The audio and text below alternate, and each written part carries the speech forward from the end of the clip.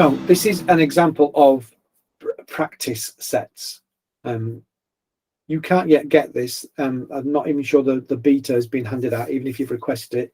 And I would encourage you to request it, and we'll send out the link so you can to be involved in the beta if they haven't organised it yet. But I think they're kind of on a tight timescale because I think they want to get it launched ready for the start of the new term in America, which is kind of mid-August. So I'm in a demo domain here where they've got class sets already set up and it's all fully working. And I just want to show you, first of all, how you go about assigning a practice set to an assignment first. So I'm assuming that we're all familiar with Google Classroom, so I'm not going to spend any time explaining that. I'm going to create myself an assignment, and you'll see that actually in the assignment, the layout is slightly different. They've redesigned this bottom panel here. There are two sides to it. One side is the add-ons. Excuse me. Because this is a practice domain, they are experimenting with those add-ons as well. We have announced in the past that there will be more app integration into Google Classroom, and this is clearly the first kind of step towards it. I'm absolutely delighted that Google Arts and Culture in there, because it's one of my particular favourites. I absolutely love it. I think it's a fantastic resource. So the other two I don't have accounts with, so I can't demonstrate those, but that's not why we're here. We're looking at practice sets. So you'll see the other side of it are it's a redesign of the thing. Most of the buttons are as you would expect them, except we've now got a new one, which is the practice sets. And if I click onto that, it should take you to a practice sets, and you'll see I've already made some. And I'm going to just start with just a general assignment and just show you how I did it first. So this is my general assignment. It takes me in there, shows what it looks like, and I've got in the top right, I've got an edit button. And I should say actually that whilst I'm telling you where all these buttons are and what it looks like, it might well be that the final version doesn't look exactly the same as this, but it will look pretty much the same. It looks more or less finished, I would say. So I've added a whole lot of questions in, and you can see they're mostly just straight, what's the answer? So you'll notice that the last question, what's H2 plus O2 make? So because it's got two possible answers, I've put them both in. Students, of course, don't see these. Yeah, 22 is the answer to that one. 1901, 1066, Battle of Hastings. I've asked them to give me a response. Of course, there's no way to mark that. Google already knows that, so there's no kind of additional things. There's no space to write in a correct answer. So I've prepared all the questions. Whilst I'm doing it as a teacher, I can go in and try it as a student. That's great. So you can actually check that in the same way that you can preview a form or whatever. So you've got that tool, which of course is really useful.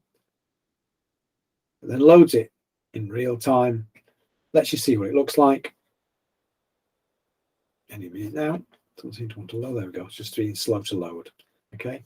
And then you can go through and practice it as if you were a student and so on and so forth. I'm going to go through as a student with another slightly different activity in a minute, because before I do that, I want to just go back and look at so you can see that it's literally just, I'll go back to here and just go to create, builds the first one, very much similar to a Google form, builds the first question ready there for you, you type your answers in, whatever the question happens to be, you type your answers in. Yeah, this is the interesting bit. This is where the AI kicks in. If I've phrased a question and that Google knows or understands the question, in the skills bit down here, it will suggest some resources and the light bulb will turn yellow. So you know it's understood the question and it can suggest some support materials for that student to be able to answer, which is great. And I'm going to show you that in another example in a minute. So you go through as before, next question, and you build the questions as you go. You've got a limited set of question types, but all the key ones. So short answer, long answer, multiple choice, and multiple select. Okay, so multiple choice is one selection from a multiple, one from many. Multi-select is many selections from many. So you've got all the major kind of question types. So building it is actually quite quick and easy, particularly if you've already got the questions somewhere else already in place. So I talked about the light bulb. So I've come in here and I've just kept this as simple as I could, really, to keep it as nice and simple. So I've got a really simple equation, been asked to find the value of x for that equation. And if I go in here to click on it, and click on the insert maths. In fact, actually, before I do that, you'll notice that the maths that's in there is in a little separate window of its own, because you've got a kind of a maths formula inserter that you can use to insert all your maths in there, and then it sits in there already. So I've written the actual thing itself. Okay, as before, I've written the answer, and this time I just get rid of that so you can see how it works. I just click away. In the skills bit, the C suggested is now blue, so I can click on that and you can see the suggestions that it makes. I'm just going to go for the one simple version, which is to solve linear equations, and then you can see that I've got a light bulb there to tell me that it's found some materials. Okay, so I'm done editing, and then I attach it to that assignment. Gives it a title and things. I can then add other materials like links and stuff from Google Arts and all that kind of stuff. That's all fine. I can do that. That's not a problem. So I'm then going to go back again, and you'll notice that I've already got a single math. I'm just going to delete that one so we can see it nice and clean. So here's the one that I prepared earlier. So it's that single simple maths question. Yeah, no other support materials. I can click in there. I can see that 2 people have already done it. So if I click on the first person, there's their work. I can click to open it and I can see what they've done.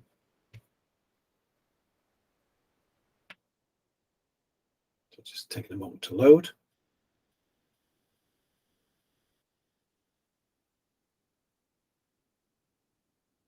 So you can see that what I've got here is I've got the 1 and 4 have both completed it. I can see that they've done it. And I can see if I hover over the tick here, I can see that they got it correct on their first attempt. Okay.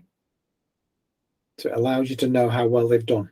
So let's then go in, and then at the top here, you've got insights. Now, this one is, I'll come to the insights later because I've got one that does show you a little bit more of that. Actually, doesn't do insights, but we'll come to that later.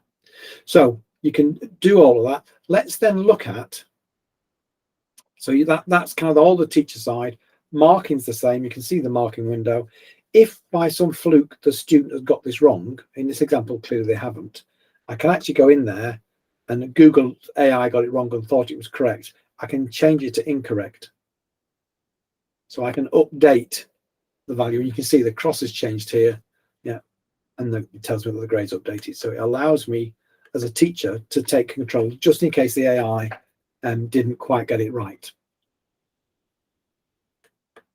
So let's then look at what it looks like. I'm going to stop presenting and I'm going to come to this other device and I'm going to present from this other device. So I'm now in as one of my demo students.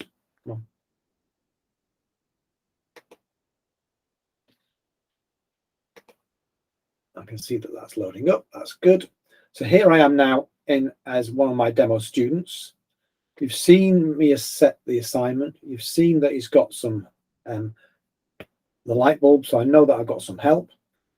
So I've clicked to open that as the student.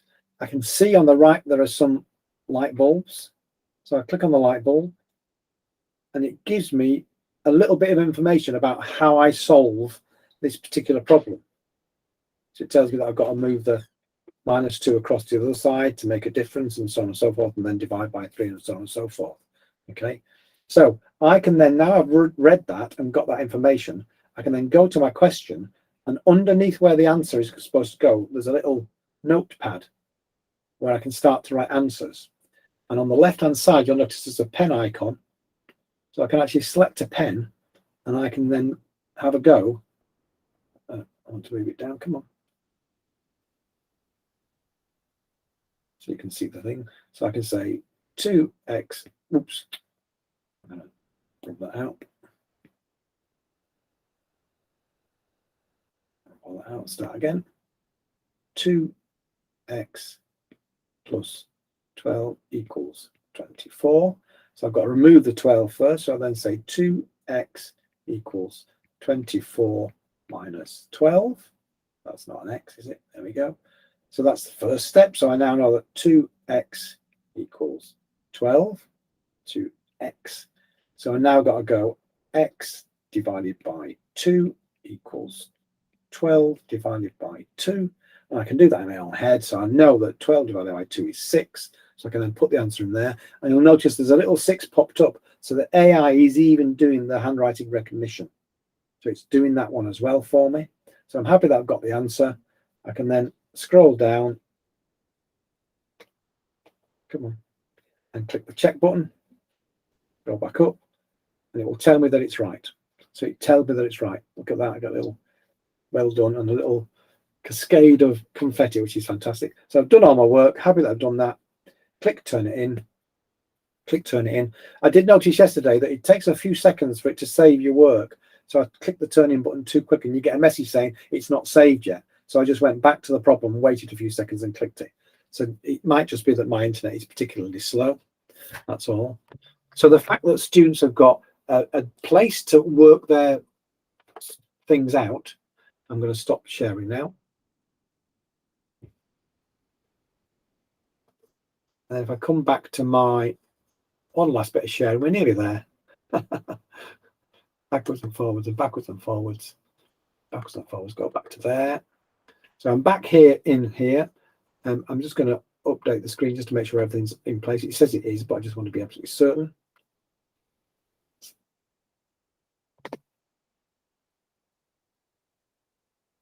So it's now PS3. So I can go into his now as a teacher and look at his or her work. Hard to tell from the picture. It loads up.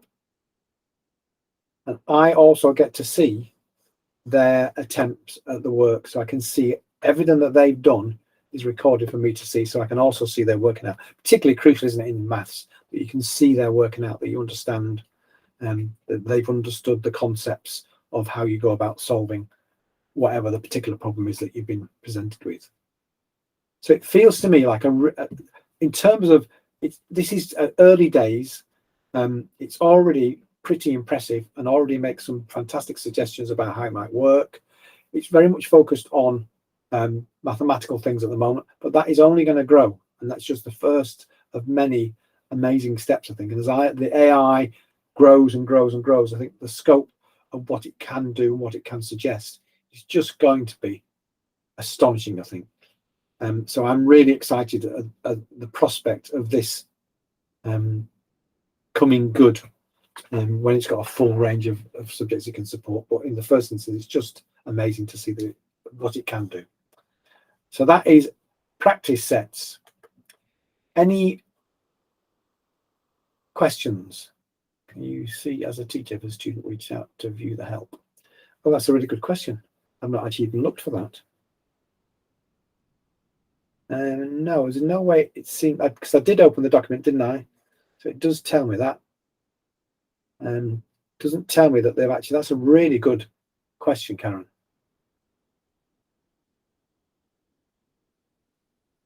Yeah, you need to be on the beta trials, Karen. You need to be feeding this back. Absolutely. Yeah. It's that thing, isn't it, that teachers sometimes do that, don't they? They offer the help that a little bit too soon. And sometimes it's nice for them not to. Or for you, be useful if you knew they didn't look at the help and still got it correct. So they already knew it. That would also be useful, wouldn't it? All of these things help with planning of the next steps, don't they? So, yeah. Excellent. Good. Any other comments? We'll share the link to join the beta for practice sets if it's still open. Is that what someone's put in there, the support link? No, Paul, that was just about the automated data loss prevention rules. Oh, right. Okay. All right. Okay. So I haven't got it to hand. I meant to get it and forgot to. So I'll make sure that when Chris sends the stuff out, he sends out the link to join the beta. Yeah. Yeah, I agree, Jamie. It will be great. I mean, it still works for other subjects. You can still put questions in there. You still see all they're working out. So if they're, I'm trying to think of an example, drawing an image of the water cycle, the geographer can still see that the students understood all the details of that water cycle. But you don't get the AI kind of, here's some suggested skill sets that might well help you answer this question. but you can add things in. Don't forget, all the other stuff works. So this sits inside an assignment, so you can add a link to a useful website that tells the students those things. So you can use your own inbuilt teacher AI to support them. That continues, of course. But as this grows, to be able to support wider and wider, we're fantastic. James. Connor's put the link in to sign up for the beta into the chat. Excellent. Thank you very much, Connor. That's fantastic. That's really helpful. So there it is. Yeah. I have also signed up, so hopefully, but because we've got this, there's no need. I was going to practice it in our own domain just to double check it. Any questions about either any of the updates? There weren't a huge number of updates this month. The beta goes across your domain, Karen. So it's a domain-wide option. Certainly is with all the other betas that I've been involved in. So yeah, so you should allow everyone to use it. It kind of wouldn't make sense otherwise, would it? And the key thing is with betas, and I think sometimes people forget, when you're in a beta, you are one voice in a small group. It might be 5,000-10,000, but relative to full launch, it's a small group. So then is the time to fully test it and to offer tons of feedback, because your voice will be heard because you're in a relatively smaller group. So those comments, if you do get onto the beta trial, Karen, I would really encourage you to do it and get a number of schools to try it at different age ranges as well, and offer that feedback that you've just given, or just do that straight away, because that's really important, isn't it? Yeah, because sometimes students don't need that help, And I suppose there's also the opposite thing, is that the student thinks, well, I didn't need the help. Why is there a light bulb? I can do this. It might be that they don't want the help. So yeah, so I would really encourage you to get involved. Are you already signed up, Connor, for the beta trial? Yeah, I signed up a while back. You've not heard anything yet? Not yet, no. No, they did. I did ask, because I signed up for it and didn't hear anything. So I emailed one of our contacts at Google here in the UK, and he said they haven't assigned them yet. So that was maybe 10 days ago. So I don't know when it's going to happen, but be patient. But it's a fantastic tool. What I'll do is I'll also strip out the practice sets demo from the video as a standalone demo. So if you do want to show it to any of your staff, there'll be two, one from yesterday and one from today. I'll post them both up onto our YouTube channel. If you feel those would be useful. Excellent, good. Next updates is on September the 13th, I'm going to say, which I think is a Tuesday. I'm not going to do the week before. It's too near the beginning of term. I don't think people will be really in a mood to sit on a webinar for an hour then. So I think they'll be busy doing other things. It's too close to the start of term. So I'm going to do them the week of the 12th and the 13th for the user updates and the techie updates.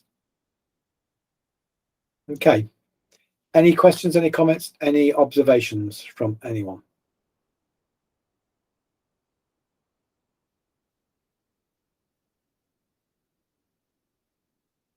I think we're good then. You're welcome, Karen. It's a delight to have you on board.